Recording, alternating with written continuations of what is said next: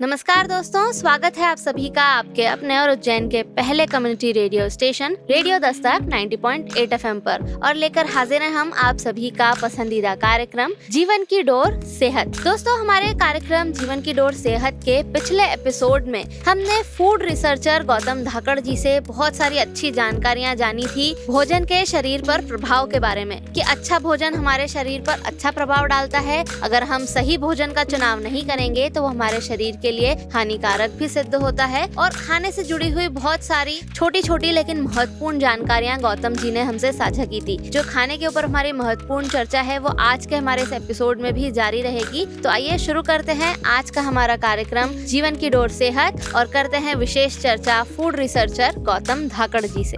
बहुत बहुत स्वागत है गौतम सर, एक बार फिर आपका रेडियो दस्तक 90.8 एफएम के स्टूडियो में। हमारे पिछले एपिसोड में तो आपने खाने से जुड़ी हुई बहुत सारी अच्छी जानकारियां हमारे सभी श्रोताओं को दी थी और आगे हम आपसे यही जानना चाहेंगे कि जैसा कि पिछली कड़ी में भी हमने बात की थी, जो हमारे पूर्वज थे उनसे आजकल के समय में काफी बदलाव आ गया है। तो ऐसा क्या था उस समय में जो अब नहीं है?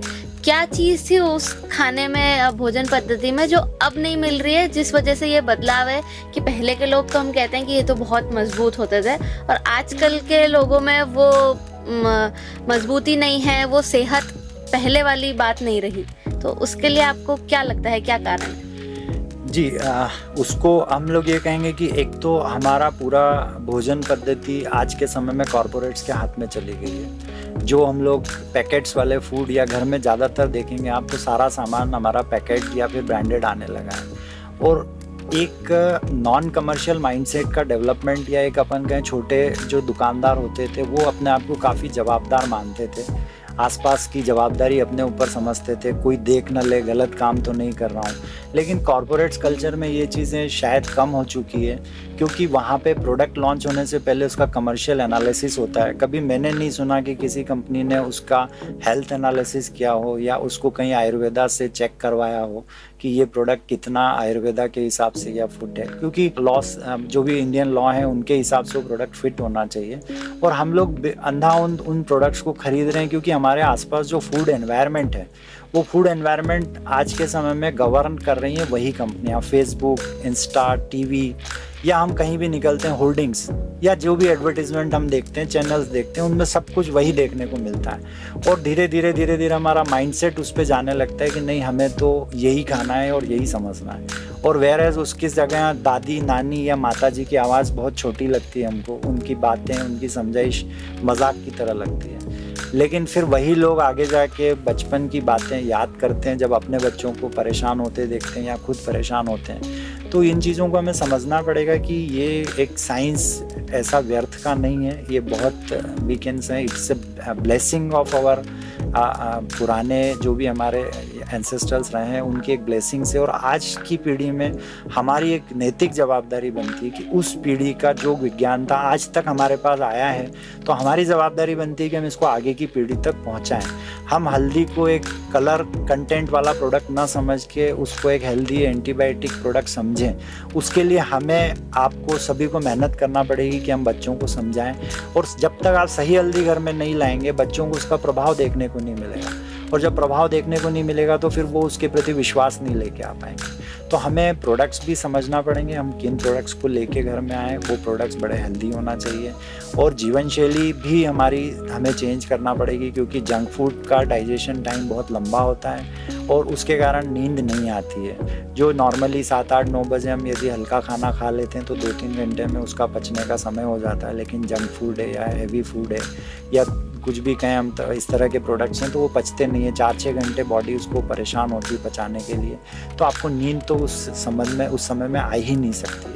और वो जंक फूड ही आपकी लेट नाइट जो हैबिट फार्मिंग शुरू होती है उसके लिए रिस्पॉन्सिबल होता है। और धीरे धीरे वो हैबिट जो है आपके रूटीन में कन्वर्ट हो जाती है और वो रूटीन फिर आपका बीमारी में कन्वर्ट हो जाता है। तो इन सब चीज़ों को समझने के लिए ये ज़रूरी है कि हम इन चीज़ों को पहले अपनी बेसिक चीज़ों को ठीक करें।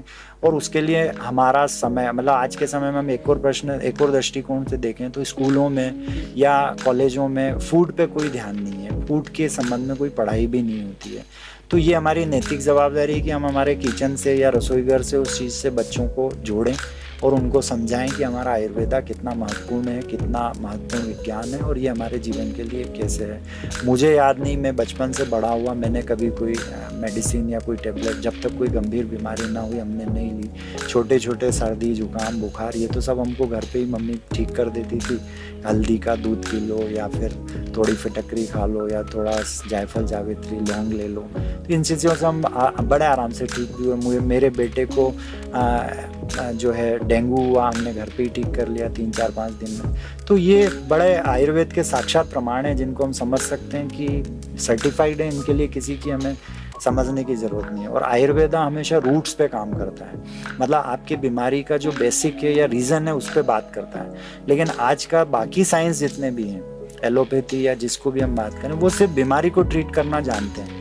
कुछ चीज़ों के उनके पास रीजंस हैं, उनको वो ठीक कर देते हैं। जैसे ब्लड रिपोर्ट कराई, आपको पता लगा ये बीमारी है या आपको ये बैक्टीरिया है, तो उन्होंने उसका एंटीबैक्टीरिया लिखा, आप ठीक हो गए। कुछ चीज़ों के उनके पास कारण नहीं है, तो वो उसके लिए बाईपास बता देते हैं कि आपका हार्ट क्यों ब्लॉक हुआ, तो चलो बाईपास कर देते हैं। कोलेस्ट्रॉल क्यों बढ़ रहा है, आप टेबलेट खा लीजिए। लेकिन आपको अपनी जीवनशैली में क्या बदलाव लाना है, या आपके ये बीमारी आपको क्यों हुई, या ये बीमारी आपके बच्चों को ना हो, उसके लिए हम लोग कभी नहीं सोच पाते हैं। तो हमें बच्चों को ना हो या परिवार के दूसरे सदस्य को ना हो, या हम स्वस्थ कैसे रहें, तो इसके लिए आयुर्वेद को समझना ही पड़ेगा। और किचन का एक एक्सरे करना पड़ेगा, जिसको हमने भी एक किचन एक्सरे भी लॉन्च किया है हमारी वेबसाइट पे। तो उसमें आप अपने एक फॉर्म भर के हमारी वेबसाइट से हमारे आयुर्वेदा डॉक्टर से कनेक्ट हो सकते हैं। वो आपकी जीवनचर्या, जीवन शैली और आपके किचन से संबंधित चीज़ों को बड़े अलग ढंग से, अलग तरीके से एनालाइज करेंगे। और फिर वापस जब सीक्वेंस में आपका नंबर आएगा, तब वो आपसे बात करके उन चीज़ों का महत्व भी समझाएंगे। तो ये एक बड़ा उपयोगी प्रोग्राम हम लोग कर रहे हैं। फूड एजुकेशन पे भी हम लोग काम कर रहे हैं, जिसमें इस तरह की जानकारियाँ जो आपसे हमारी चर्चा हुई है, वो कई सारी हमारे इंस्टा, फेसबुक पे मिल सकती है।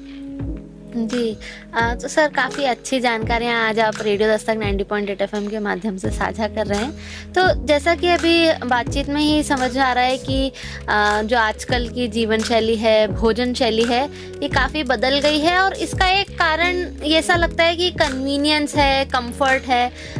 इंसान ने अपने कंफर्ट के हिसाब से चीज़ों में बदलाव कर लिया। और आजकल तो प्रेजेंटेशन जो है वो भी काफ़ी मायने रखता है कि क्या अच्छा दिख रहा है, तो वो काफ़ी मायने रखता है। तो इन चीज़ों में कैसे कोई मैनेज करे, क्योंकि हमें पूरा यकीन है कि आपकी बात सुनकर बहुत सारे जो हमारे श्रोता हैं उन्हें भी समझ में आ रहा होगा कि जीवन में अच्छी सेहत के लिए ये कुछ खाने पीने में बदलाव बहुत ज़रूरी हैं, कुछ सावधानियां बहुत महत्वपूर्ण हैं। तो कैसे वो इस चीज़ को मैनेज करे कि जो अपना एक कंफर्ट जोन बना लिया गया है, कन्वीनियंस है, वो भी एकदम किसी व्यक्ति से छोड़ी नहीं जाती, और अपनी सेहत को भी अच्छे से वो ध्यान रख सके, सेहत का भी। तो उसको कैसे मैनेज कर सकते हैं? जी, एक तो हम लोग जो भी ब्रांड या प्रोडक्ट्स के बारे में हम लोग यूज़ करना चाहते हैं, तो उसमें इथिकल ब्रांड्स पे हम लोग ज़्यादा ध्यान दें। इथिकल ब्रांड्स ही हमारे घर तक आना चाहिए। और उसमें आप जैसे सरकार का भी कहना है कि वोकल फॉर लोकल, तो हम अपने आस पड़ोसी जो भी एक बेहतर मैन्युफैक्चरर हैं या कुछ छोटी छोटी चीज़ें बनाने वाले हैं, तो उनसे हम घरेलू चीज़ें लें या उनसे बैठ के बात भी कर सकते हैं। कुछ अभी मेरे मित्रों ने यहाँ पे इंदौर में भी ऐसा प्रयास किया है कि कुछ 8-10 परिवार मिले हैं। उन्होंने कहा भाई आपकी फलानी लैंड फ्री पड़ी है या प्लॉट फ्री पड़ा है, तो हम 8-10 लोग मिलके किचन गार्डन चालू कर देते हैं। तो उन 10 परिवारों ने थोड़ा थोड़ा पैसा माली के लिए खर्च करना शुरू करा। प्लॉट अभी उनको 10 साल बेचना नहीं है, तो बेहतर है हम उस पर किचन फार्मिंग शुरू करें, और उनसे जो सब्जियां आती हैं वो उन 10 परिवारों में डिस्ट्रीब्यूट हो जाती है। तो ये एक अच्छी मुहिम मुझे लगी कि आपको शुद्ध सब्जियां खानी है। अच्छा, हम लोग कहीं भी किसी भी स्टोर से खरीदते हैं, ऑर्गेनिक समझ के ले आते हैं, फिर हमें कई बार लगता है ये पिछले जैसा टेस्ट नहीं है, इस बार इसमें चेंजेस लग रहे हैं। तो उससे बेहतर है कि हम अपने आसपास यदि एक अच्छे माली को भी आपने रोजगार दे दिया, आपकी ज़मीन का भी उपयोग हो गया, और कॉस्ट आप पे एक्स्ट्रा कुछ नहीं लगी। प्राइस आपने सिर्फ एक माली की पे करी और आपके घर में अच्छी शुद्ध सब्जियां पहुंच गई। इथिकल ब्रांड्स के आप प्रोडक्ट्स खरीद के लाना शुरू करते हैं घर में, तो इथिकल ब्रांड्स कोई कहने से नहीं होता, आपको उसकी स्टडी करना पड़ेगी, आपको उसके प्रोडक्ट समझना पड़ेंगे, इंग्रेडिएंट्स पढ़ना पड़ेंगे, उस कंपनी के CEO प्रमोटर्स को आपको समझना पड़ेगा कि इनका फोकस किस तरफ है। उसके ब्रांड्स के उस तरह के प्रोडक्ट्स आप घर में लेके आते हैं तो वो काफ़ी उपयोगी होंगे। और तीसरी चीज़, भारतीय आयुर्वेदिक को परंपरा को हम घर में लेके आए। जैसे कैफ़ीन फ्री हम मुहिम चला रहे हैं, तो कैफ़ीन फ्री प्रोडक्ट्स ही हमें यूज़ करना चाहिए। 1850-60 के बाद हमारे पास चाय, कॉफ़ी ये सब हमारे देश में तेज़ी से फैली, और आज हम हमारे जो महंगी स्पाइसेस से बने हुए जो ड्रिंक्स होते थे, जिनको हम एक्सिलर्स बोलते हैं, जिनको अमृत कहा जाता था, वो हमारे जीवन शैली से चले गए। हम उनकी जगह पता नहीं क्या क्या सुबह उठ के ले लेते हैं। उसकी जगह यदि हम एक प्रॉपर तरीके से बना हुआ ड्रिंक, जिसमें हमने बहुत सारी चीज़ें बनाई भी हैं, जिसमें हम लोग कहेंगे कि गम अरेबिक टी हमारी एक ऐसी टी है जिसको आप सुबह सुबह पानी के साथ गर्म करके ले सकते हैं। वो आपकी भूख को भी कमी करती है और आपके बोन्स को भी नेचुरल तरीके से जो है लुब्रिकेशन का काम करती है, और एक कैल्शियम का भी उसमें प्रोडक्ट है। ऐसे ही हल्दी वाला दूध है, उसमें मेमोरी की बहुत सारी चीज़ें हैं, मामरा एलिमेंट से बना हुआ है। तो आप बच्चों को या खुद भी शाम को यदि हल्दी वाला दूध लेते हैं तो बॉडी को डिटॉक्स करेगा। तो अपनी जीवन शैली में हमें इस तरह के कुछ पदार्थों का या सामग्री का उपयोग करना चाहिए जिससे हम लोग स्वस्थ कैसे रह सकें। जिसमें मैंने रात्रि में दूध, हल्दी वाला दूध लेने का, या प्रातः में आप जो है एक गम अरेबिक टी है उसका बताया है। इसके साथ ही साथ हम लोग माउथ फ्रेशनर्स की जहाँ तक बात करें, तो आज के समय में जितने माउथ फ्रेशनर्स बाज़ार में अवेलेबल हैं उनमें काफ़ी ज़्यादा एसेंस है, कलर्स हैं, और साथ ही साथ शुगर और सैक्रीन का प्रयोग भी है। अच्छे अच्छे ब्रांड्स को हमने एनालाइज़ किया है जिनमें सैक्रीन कंटेंट बहुत हाई है, और वो कैसे आपको माउथ फ्रेशनर का आनंद दे सकते हैं सिवाय टेस्ट के, उसमें और कुछ नहीं है, लेकिन वो बॉडी को अंदर जाके सिर्फ तकलीफ ही देते हैं। तो हमने उस पर काम करके कुछ ऐसे माउथ फ्रेशनर बनाए जो भारतीय परंपराओं के अनुरूप थे। पुराने समय में आप देखिएगा कि एक चांदी की थाली या प्लेट होती थी जिसमें कि लौंग है, इलायची है, इस तरह की चीज़ें रख के हम किसी भी अतिथि का सम्मान करते थे। हमें वापस उन्हीं पे जाना पड़ेगा। वही चीज़ें उस चांदी की थाली में रखने लायक है, ना कि जो आज के समय के माउथ फ्रेशनर्स हैं। उनका स्थान हमारे पूर्वजों ने जो निर्धारित किया था वो बिल्कुल सही था, हमें उसे समझना पड़ेगा। वही माउथ फ्रेशनर्स हमारे काम आएंगे। हम लोगों ने कुछ सीड्स को, वाइट सीड्स को मिक्स करके कैल्शियम रिच माउथ फ्रेशनर बनाया है। एक माउथ फ्रेशनर हमने सलाइवा बूस्टर के नाम से या उस तरह से बनाया है। एक माउथ फ्रेशनर हम लोगों ने विटामिन सी को देखने के लिए बनाया। आंवला जो आप बाज़ार से ख़रीद के घर लेके आते हैं उसमें नॉर्मली आपको खारापन और मीठापन देखने को मिलता है, लेकिन खट्टापन देखने को नहीं मिलता है। आंवला जब तक खट्टा नहीं है उसमें विटामिन सी नहीं है। और जितनी आंवले के प्रोडक्ट्स बाज़ार में बिक रहे हैं वो सभी कंपनियां, मोस्टली, सभी तो नहीं कह सकता पर मोस्टली, वो आंवले का रस एक्सट्रैक्ट करके बाज़ार में आंवले का रस बेचती हैं, और रेसिडुअल जो रहता है उसको सुपारी के रूप में या किसी भी शेप में आप तक पहुंचा जाता है, लेकिन उसमें विटामिन सी नहीं होता है। तो आप आंवला जब भी खरीदें आपको ये महसूस होना चाहिए कि इसमें खट्टापन है या नहीं है। तो आंवला यदि नहीं है आपके भोजन शैली में तो विटामिन सी का एक सीधा सीधा इम्पैक्ट हमारी बॉडी पर पड़ता है, और उसी के कारण बहुत सारी बीमारियाँ, डिफिशियंसीज हमें आती है। पुराने समय में ये भी कहा जाता है कि आंवले को, मतलब आज जो हम टमाटर का प्रचुरता से उपयोग करते हैं, उस समय आंवला पूरा धो के शुद्ध रख के सब्जी में डाल दिया जाता था और बाद में निकाल लिया जाता था। तो वो विटामिन सी उस सब्जी में बड़े आराम से आ जाता था। शुद्ध हल्दी डलती थी। हल्दी कभी भी बॉडी में प्लेन एब्जॉर्ब नहीं होती है, उसके लिए ब्लैक पेपर साथ में होना बहुत ज़रूरी है। तो ब्लैक पेपर पहले हमारे किचन में मुख्य रूप से होती ही थी, तो हल्दी और ब्लैक पेपर को हमें समझाने की ज़रूरत नहीं थी। लेकिन जहाँ आज ब्लैक पेपर गायब हो गई है तो आप हल्दी का यूज़ कर रहे हैं, ब्लैक पेपर साथ में नहीं है, तो बॉडी में एब्जॉर्प्शन प्रॉपर नहीं होगा। ऐसा कहा जाता है कि हल्दी और ब्लैक पेपर साथ में लेने पे 1000 गुना एब्जॉर्प्शन बॉडी में बढ़ जाता है। तो हमको इस चीज़ पे ध्यान देना चाहिए कि हमको सही हल्दी और उसके साथ ब्लैक पेपर का प्रॉपर कॉम्बिनेशन 5 से 10% हम मिला के साथ में लेंगे, और हल्दी लाल वाली या हाई करक्यूमिन वाली लेंगे तो निश्चित रूप से हल्दी के सारे फ़ायदे हमारे परिवार को, स्वयं को मिलने लगेंगे। इसी तरीके से अपन और आगे बात करें तो ऐसे नमकीन की भी बात करें तो जो बेसन के बिना, मैदे के बिना कोई नमकीन हो सकता है क्या? तो पुराने समय में आप देखिए मठड़ी बनती थी, उस मठरी में मिलेट से भी बनती थी, घी से बनती थी। वो हम लोग नाश्ता, एक्चुअली ये होता था कि एनी टाइम कभी आपको भूख लगती है या कहीं आप लंबे सफ़र पे जा रहे हैं तो वो आपके लिए उपयोगी साबित होता है, जहाँ आप खाने बनाने की पूरी प्रक्रिया नहीं कर सकते। तो वो जो हेल्दी स्नैक्स होते थे उसमें ड्राई फ्रूट्स भी आते थे, वो हम लोग खाते थे। मठड़ी आती थी, खाखरा आता था और लड्डू आते थे। ये आज के समय में बिल्कुल हमारे यहाँ से गायब हो गए हैं। तो हमें इन पे ध्यान देना पड़ेगा कि वही लड्डू, वही खाकरे, वही नमकीन, मठरी हम लोग लेके आएँ। Instead of taking palm oil के नमकीन ले रहे हैं, तीखे नमकीन ले रहे हैं, और उनकी हमने प्राइस तो पे की पर कॉस्ट हम धीरे धीरे पे करते रहते हैं किसी न किसी माध्यम से, डॉक्टर के रूप में, इस रूप में, उस रूप में। तो उससे बचना है तो इन सब चीज़ों पे धीरे धीरे हमें ध्यान देना पड़ेगा। और प्रोडक्ट्स अवेलेबल हैं बाज़ार में, ऐसा नहीं है कि नहीं है, सिर्फ आपको आपकी नज़र दौड़ाने की ज़रूरत है। सही समय को थोड़ा सा आप अपना एक्स्ट्रा खर्च करें और आप सही कंपनी सही प्रोडक्ट ढूंढेंगे, 100% आपको चीज़ें बाज़ार में मिलेगी। जी, काफ़ी महत्वपूर्ण जानकारियाँ सर आपने ये दी, और मैं पूरी उम्मीद है कि जो भी श्रोतागण आज का हमारे कार्यक्रम सुन रहे हैं उन्हें बहुत कुछ खाने के सही तरीके के बारे में, सही खाने के बारे में जानकारी मिलेगी जो उनकी सेहत के लिए बिल्कुल लाभप्रद सिद्ध होगा। तो सर, जैसा कि इस चर्चा में एक ये भी निकल के आया कि जो बीमारियों की जड़ है वो खाना बहुत ही अहम रूप उसमें रखता है, अहम रोल है खाने का। लेकिन आजकल के टाइम में काफ़ी सारी ऐसी बीमारियां आ रही है जिनको हम लाइफस्टाइल डिजीजेस के रूप में जानते हैं, जो जीवन शैली को जिनका कारण माना गया है, जैसे डायबिटीज़ हुई, ब्लड प्रेशर हुआ। इन बीमारियों में आजकल का कहना यही है कि आपकी जीवन शैली सही नहीं है, इस वजह से ये बीमारियां हो जाती हैं। तो ये इस बारे में आपका क्या मानना है कि ये जीवन शैली की वजह से है, भोजन की वजह से है, या दोनों वजह से है? इसमें आप क्या कहना चाहेंगे? जी, भोजन शैली भोजन का ही एक हिस्सा मानेंगे, और जीवन शैली भी अपने जीवन शैली का हिस्सा एक भोजन शैली ही माना गया। मतलब ये सभी चीज़ें एक के दूसरे के पार्ट या सब पार्ट्स हम कह सकते हैं। तो भोजन शैली जैसा खाएं अन्न वैसा होवे मन, एक अपन ये कहावत पुराने समय की सुनते आए हैं। और दूसरा ये भी हमने सुना है कि यदि आपने कई बार कोई सात्विक भोजन नहीं किया तो विचारों में एकदम से परिवर्तन हुआ या एकदम से कुछ चेंजेस आए, तो ऋषि मुनियों ने तुरंत अपने आप को एनालाइज किया कि मैंने ऐसा क्या खाया जिससे मेरा विचार एकदम से दूषित हुआ।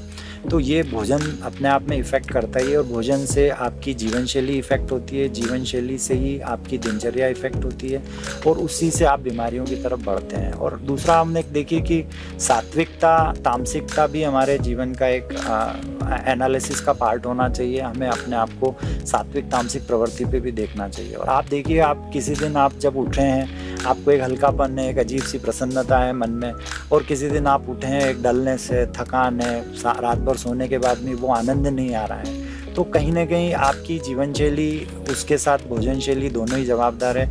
अब जीवन शैली को आप अलग से और देखना चाहें तो उसमें ये सब अपन हैबिट्स की जहाँ तक बात करें कि अब आपने कॉफ़ी पी ली है, अब कॉफ़ी पी ली है और आपको नींद नहीं आ रही है, तो कहीं ना कहीं वो कॉफ़ी रिस्पॉन्सिबल है नींद ना आने के लिए। अब आप दूसरे दृष्टि से देखें, रात को नींद नहीं हुई इसलिए आज मैं चिड़चिड़ा हूँ, लेकिन उसका रिस्पॉन्सिबिलिटी कॉफ़ी पे जाएगी या नींद पे जाएगी, ये आपको समझना है कि हमने गलती कहाँ की है। या आज मैं लेट उठा इसलिए मैं योगा नहीं अटेंड कर पाया, तो उसके लिए योगा रिस्पॉन्सिबल है या आपका कॉफ़ी रिस्पॉन्सिबल है, रात को जंक फूड खाया है वो रिस्पॉन्सिबल है। तो हमें ये देखना पड़ेगा। सूर्यास्त के बाद निश्चित रूप से हमें अपने आप पे नियंत्रण लगाने की आवश्यकता रहेगी। पानी भी हम तो कहेंगे कि भोजन के बाद जो आप एक लिमिट से पिएं सूर्यास्त के बाद, और बाकी चीज़ों का तो कोई प्रश्न ही नहीं उठता है कि आपको लेना चाहिए, सिवाय आपको भूख लगी तो आप थोड़ा बहुत दूध या कुछ हल्की चीज़ ले लें, बाकी वो भी एक लिमिट से ज़्यादा नहीं ले सकते हम लोग। तो इन चीज़ों का हम यदि ध्यान रखेंगे तो अपनी जीवन शैली भी ऑटोमेटिकली कन्वर्ट होगी, और उसी से आपको एक स्वस्थ मस्तिष्क भी मिलेगा, और स्वस्थ मस्तिष्क से आपका स्वस्थ परिवार भी जन्म लेगा। हम यदि अपना मस्तिष्क स्वस्थ नहीं है तो हमारा परिवार जो एक स्वस्थ है या हैप्पी परिवार जिसको बोलेंगे वो कहाँ से आएगा, क्योंकि हम खुद चिड़चिड़े हैं और एक का डिस्टर्बेंस घर में सभी को डिस्टर्ब करता है। तो ये छोटे छोटे बदलाव हैं। हम तो कहते हैं आप 1 महीना 2 महीना कुछ इन चीज़ों पे एक विश्वास करके अपने घर में इनको लागू करिए, और आप इनके फ़र्क खुद महसूस करिए 100%। और सब ना कर सकें तो कम से कम एक व्यक्ति तो करें।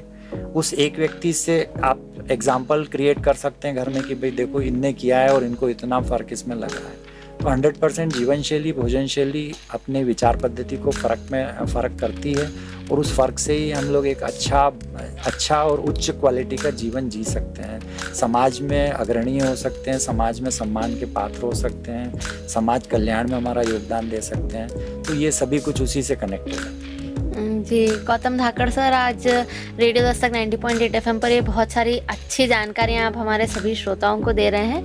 तो जैसा कि आप एक फूड रिसर्चर हैं, काफ़ी आपने रिसर्च करी है खाने पीने के बारे में, भोजन पद्धति के बारे में, तो जो हमारा आज का भविष्य है हमारे देश का जो भविष्य है, युवा हैं, बच्चे हैं, उनके लिए आप क्या सलाह देना चाहेंगे कि भोजन शैली में, जीवन शैली में उन्हें क्या बदलाव की ज़रूरत है ताकि वो स्वस्थ जीवन बिता सकें, क्योंकि वो ही हमारे देश का भविष्य है?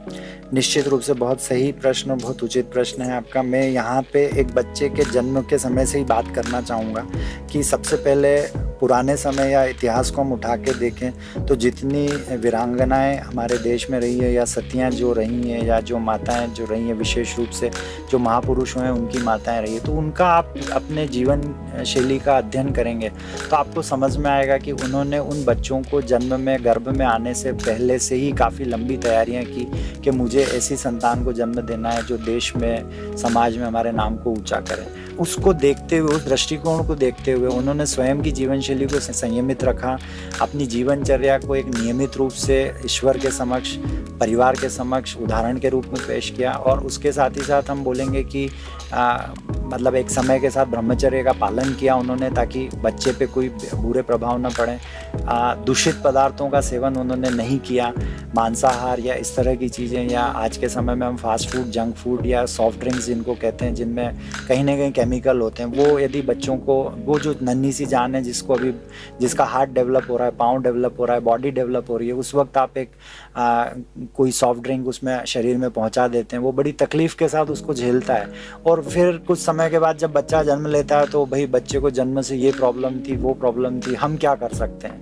लेकिन जो आपको करने का समय था तब तो आपने कुछ किया नहीं, और वो बच्चा उस बीमारी को पूरी ज़िंदगी ढोता है। और उसका बेसिक रीज़न ये है कि आपका 6 महीने 8 महीने का जो एक संयम होना चाहिए था वो आपने नहीं रखा, अपने ज़ुबान पे नियंत्रण रखना था वो आपने नहीं रखा, जंक फूड भी खाया, हेल्दी फूड्स नहीं खाए, जो बुज़ुर्गों ने कहा वो नहीं सुना, एक्सरसाइज, योगा, प्राणायाम, ये सब चीज़ें नहीं की, ईश्वर की भक्ति नहीं की, तो संतान पे उसका इफ़ेक्ट वहीं से आना शुरू हो जाता है। फिर उस संतान से आप एक्सपेक्ट करते हो कि हमारे बुढ़ापे की लाठी साबित होगी, या ये हमारे लिए समाज में नाम करेगी, या ये अच्छी पढ़ाई करेगी, तो उसकी आधारशिला ही जब गलत रखी गई है तो कैसे वो आपके सपनों को साकार करेगी। तो हमें एक बच्चे का जो है जन्म देने के साथ साथ फिर उसके बचपन पे भी ध्यान देना चाहिए, उसको समय देना चाहिए, उसको अच्छी खाद्य पदार्थों की तरफ हम डाइवर्ट करें, समझाएं और खिलाएं। लेकिन क्या होता है, बच्चे जो देखते हैं वो जन्म से तो ये समझ के नहीं आया कि लड्डू नहीं खाना चाहिए, वो घर में ही कहीं किसी के मुंह से सुन के समझता है कि लड्डू नहीं खाना चाहिए,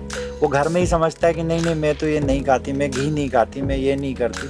तो ये चीज़ें जब वो सुनता है तो उसके दिमाग में कहीं ना कहीं घर करने लगती कि यार ये नहीं खाना चाहिए। और फिर धीरे धीरे बुरी चीज़ें सीखना बहुत आसान है, अच्छी चीज़ों को सिखाने में समय भी लगता है। तो बच्चे क्यों ऐसे बने हैं उसके पीछे कहीं ना कहीं घर का, परिवार का माहौल ही रिस्पॉन्सिबल है। और यदि घर में सभी लोग हेल्थी चीज़ें खा रहे हैं, हेल्थी बातें कर रहे हैं, तो क्यों नहीं बच्चे वैसे बनेंगे। और आप ढेर सारे बच्चों के उदाहरण मैं सुनता भी हूँ यूट्यूब पे, जब उनकी बातें सुनता हूँ, इस्कॉन से समर्थित बच्चे हैं उनकी बातें सुनो, वो कितनी स्पीड से गीता के श्लोक बोलते हैं, वो कितनी स्पीड से संस्कृत बोलते हैं, और वो सीधे बोलते हैं कि मुझे धोती पहनने में ही आनंद आता है। और इंग्लिश बोल रहा है बच्चा, मैथमेटिक्स का बड़ा अच्छा नॉलेज है उसको, और वो ये सब बातें जब बोलता है तो हमें बड़ा गर्व महसूस होता है भारतीय संस्कृति पे। और वो कहीं किसी डिप्रेशन में नहीं है, 11 साल का बच्चा है, 10 साल का बच्चा है, पर उसको कोई डिप्रेशन नहीं है। उसको कहना मैं मटेरियलिस्टिक वर्ल्ड में नहीं हूँ, मुझे ईश्वर ने इतना बड़ा शरीर दिया है, इतना समझदार व्यक्तित्व दिया है, तो मैं क्यों इन छोटे छोटे कागज़ के टुकड़ों के पीछे अपने आप को डिप्रेशन में ले जाऊं या अवसान में ले जाऊं। मैं तो ईश्वर की एक अद्वितीय रचना हूं, मैं यहाँ ये सब करने नहीं आया हूँ, मुझे तो मोक्ष जाना है। तो ये बातें सुन के बड़ा गर्व महसूस होता है कि हम अपने बच्चों को काश हम ऐसा बना पाते या हम ऐसा बना सकते हैं। तो हमें ज़रूर इस पर विचार करना चाहिए। उनकी जीवन शैली को हमें अच्छी एक खाद्य पदार्थ तो अपनी जगह ही है, लेकिन संस्कार भी अपनी जगह होते हैं, और संस्कार बच्चे आप ही से सीखेंगे। तो आपको संस्कार की दृष्टि से भी अपने बच्चों को अच्छी बातें सिखाना चाहिए। उनके सामने आप मोबाइल पे किसी से झूठ बोल रहे हैं, यहाँ नहीं है, वहाँ नहीं है, वो चीज़ें उनको धीरे धीरे घर करने लगती है और वो उनको बड़ा इजी लगता है फिर। और जब वो आपके साथ बोलते हैं तो अगर आपको लगता है हमसे झूठ क्यों बोल रहा है बच्चा, अरे आप ही के सामने तो उसने सीखा है, आप कैसे लोगों को झूठ बोल रहे हैं, आप कैसे गलत बोल रहे हैं, परिवार में एक दूसरे के प्रति झूठ बोल रहे हैं, कोई चीज़ घर में रखी और मना कर रहे हैं। तो ये दृष्टिकोण भी हमको बदलना पड़ेगा। यदि हमें अच्छी संतानें चाहिए तो हमें वैसी माताएं, वैसे पिता भी बनने पड़ेगा, तभी वैसी संतान हमारे साथ आएंगी। ये बहुत ही अहम बात कही है। तो सर, जैसा कि जीवन शैली में, भोजन शैली में बदलाव तो बहुत महत्वपूर्ण है, लेकिन ये जो 21वीं सदी की जो जीवन शैली है, जैसी दिनचर्या है अभी लोगों की, तो उसमें वो इस बदलाव की ओर कैसे आएँ, कैसे अपने जीवन में इन बदलावों को ला पाएँ, इसके लिए आपकी क्या सलाह रहती है? जी, बदलाव थोड़े से कठिन होते हैं जीवन में, क्योंकि हमारा शरीर एक ईजीनेस में जीना पसंद करता है, उसको सब चीज़ें ईजी चाहिए, और आप जब उससे कुछ थोड़ा सा हार्ड टास्क देते हो तो उसको बड़ी तकलीफ़ होती है। और जहाँ तक मेरा मानना है, यदि आपको अपनी कोई आदत बदलना है तो लगभग 21 दिन तक आपको अपने आप का ध्यान रखना पड़ेगा। पहले 7 दिन आप में एक जोश रहता है कि मुझे ऐसा नहीं करना है, चाहे स्मोकिंग को लेके कहें या किसी फूड हैबिट को लेके कहें या कोई भी हैबिट को लेके कहें। 7 दिन आपको, पहले 7 दिन ऐसे निकलते हैं क्योंकि वो जोश रहता है कि मुझे नहीं करना, लेकिन 8वें दिन के बाद धीरे धीरे आपका जोश कम होने लगता है। उसके बाद आपको ऐसा लगता है कि यार करूँ ना करूँ, करूँ ना करूँ। तो 7 से 15 दिन का जो समय रहता है वो सबसे इम्पॉर्टेंट होता है। यदि आपने वो 7 से 15 दिन तक उस आदत को कंटिन्यू रख लिया, जो आपने चेंज अपने जीवन में लेके आए हैं, तो वो आदत फिर धीरे धीरे 21वें दिन तक आते आते आपकी एक रूटीन में कन्वर्ट होने लगेगी, और आपके शरीर को लगने लगेगा कि नहीं, मुझे तो ऐसा करना ही पड़ेगा।